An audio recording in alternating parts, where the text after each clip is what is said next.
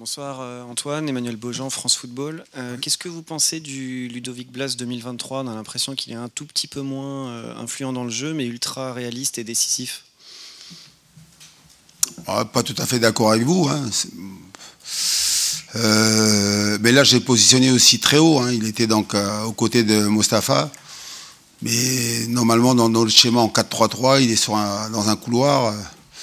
Et là, donc, il est capable justement d'orienter le jeu, de mettre le pied sur le ballon, d'organiser le jeu. Donc, mais aujourd'hui, c'est vrai que je lui ai demandé de rester haut, d'être à la finition des situations, quoi. Et c'est ce qu'il a fait donc merveilleusement bien. Voilà, c'est ce on attendait de lui.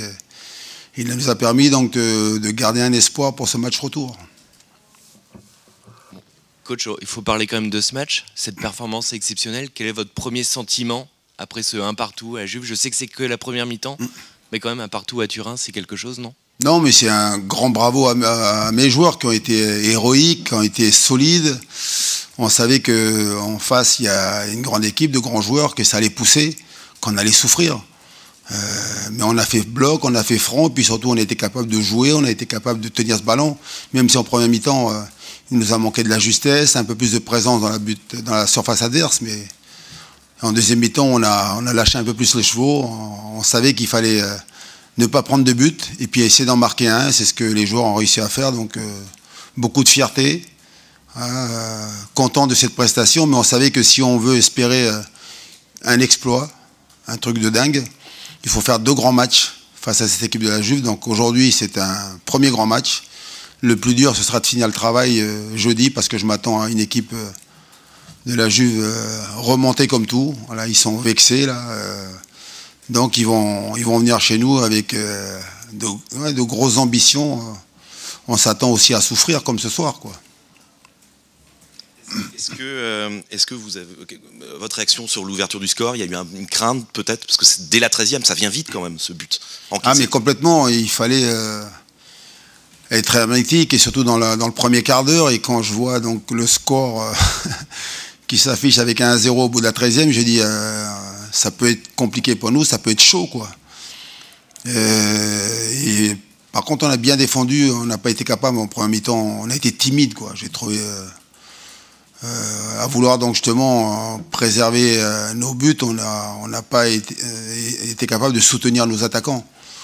Et même dans les couloirs, voilà, on n'a pas été performant. Et puis c'est une deuxième mi-temps bien plus aboutie. Voilà. Mais bon, c'est bien ce qu'on a montré aujourd'hui. Hein, c'est même grandiose.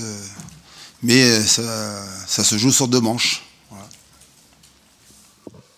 C'est vrai qu'au niveau des individualités aussi, tous les joueurs ont élevé leur niveau. Je pense à Nicolas Pallois qui n'a pas joué depuis début janvier, qui sort un match XXL. Tout le monde a été solidaire, tout le monde a été au-dessus quand même. Cette équipe vous épate encore? Mais on n'a pas le choix. On s'est dit que si on veut ramener quelque chose d'ici, il fallait qu'on ait une grande équipe, on ait des grands joueurs. Et aujourd'hui, c'est ce qu'on a vu.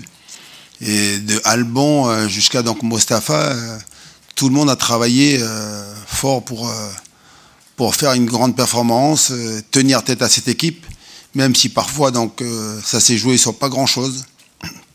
Deuxième mi-temps, il y a deux barres, donc c'est vrai qu'on a souffert, mais on a tenu le résultat, quoi. C'est une première manche superbe, mais ça se joue avec un match retour qui peut être compliqué pour nous, parce que là j'ai discuté un peu avec Adrien Rabiot, oui, voilà, ils savent que donc ils ont les moyens de venir chez nous et nous faire mal, quoi. Vous avez trouvé les Italiens peut-être un peu suffisants après l'ouverture du score? On a l'impression qu'ils sont un peu arrêtés de jouer. Ben nous, on y est aussi un peu pour quelque chose. Je pense que dès qu'on a pris le but, on a été plus compact, on a été plus dense dans l'axe, on les a empêchés donc de développer leur jeu, et on a bien défendu. Puis surtout, ce qu'on a fait de bien, on a été capable de les faire courir. On a été capable donc de tenir ce ballon, de les fatiguer, et même si on n'a pas été efficace offensivement, mais on a été capable justement donc de les faire douter un peu. Et puis après une deuxième mi-temps où là par contre on a fait ce qu'il faut pour marquer le but, et puis après tenir, c'était l'objectif. Bonsoir.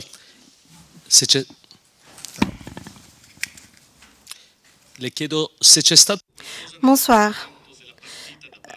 Selon vous, l'attitude de la Juve que vous avez vue a pu de quelque manière vous aider à accrocher et à retrouver ce résultat? Et comment pensez-vous maîtriser cette accroche lors du match chez vous? Non, mais on s'est dit que de toute façon, c'est une grande équipe, il y a des grands joueurs. Et si eux jouent à leur niveau, pour nous, ce serait compliqué. Et aujourd'hui, c'est vrai que la Juve n'a pas été bonne sur la durée du match. Et par moments, donc, ils ont été capables de faire très mal, mais parfois, donc, ils ont été en difficulté parce que nous, on a fait ce qu'il faut aussi.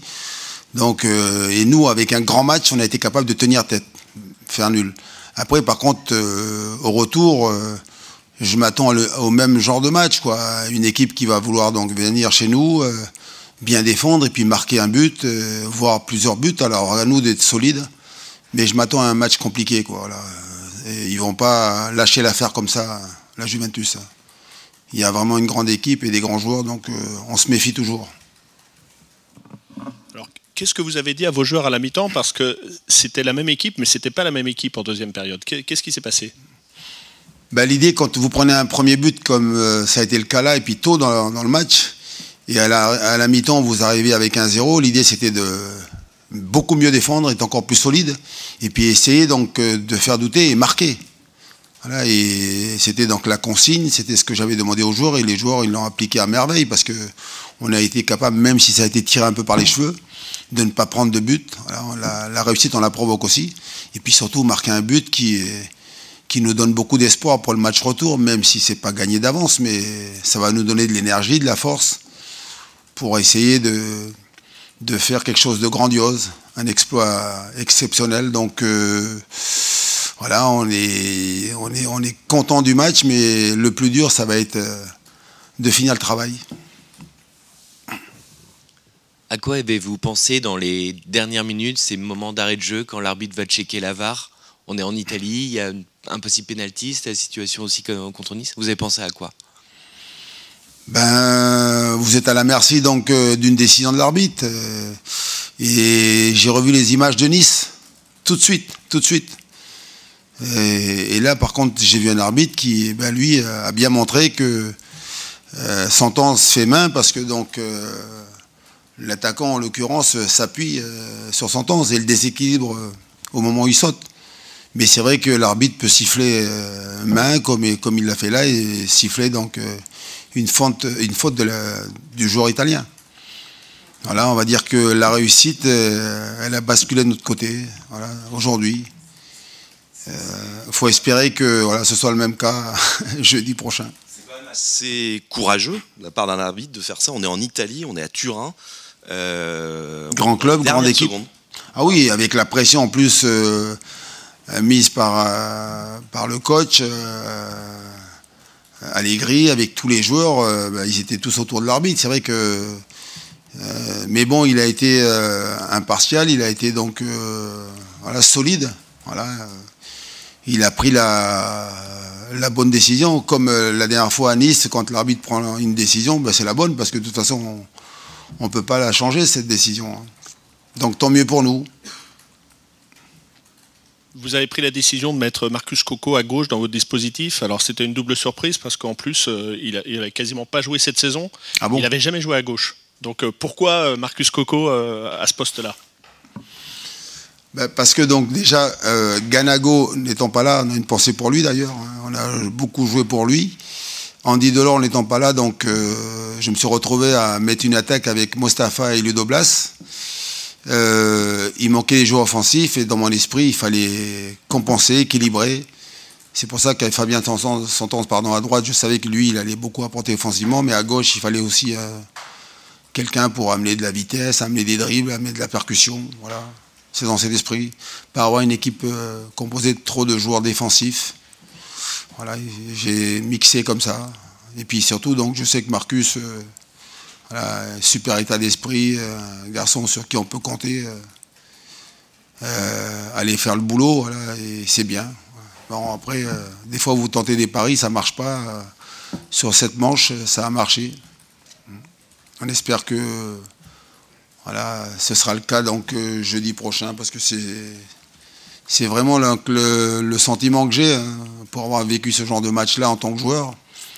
Voilà, on est content, mais c'est loin des faits. Encore plus quand vous savez qu'en face, c'est la Juventus, quoi.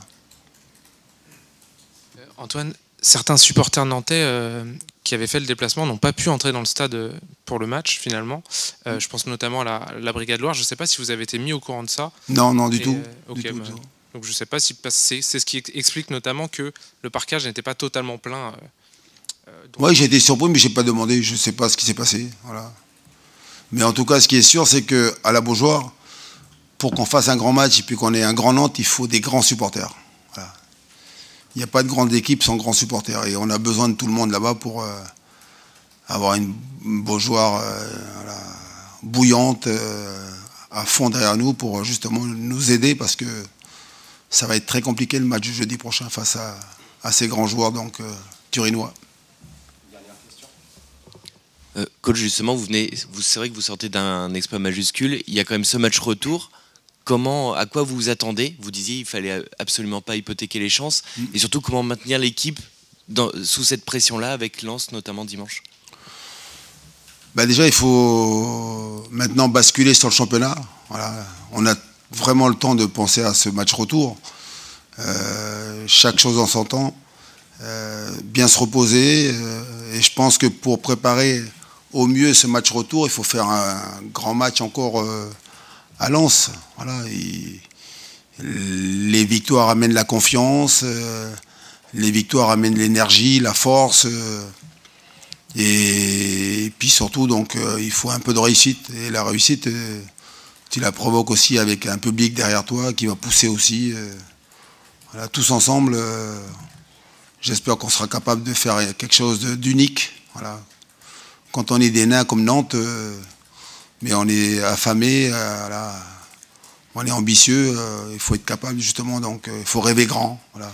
On sait que pour nous, c'est des choses qui paraissent impossibles, mais il faudra tenter l'impossible jeudi prochain.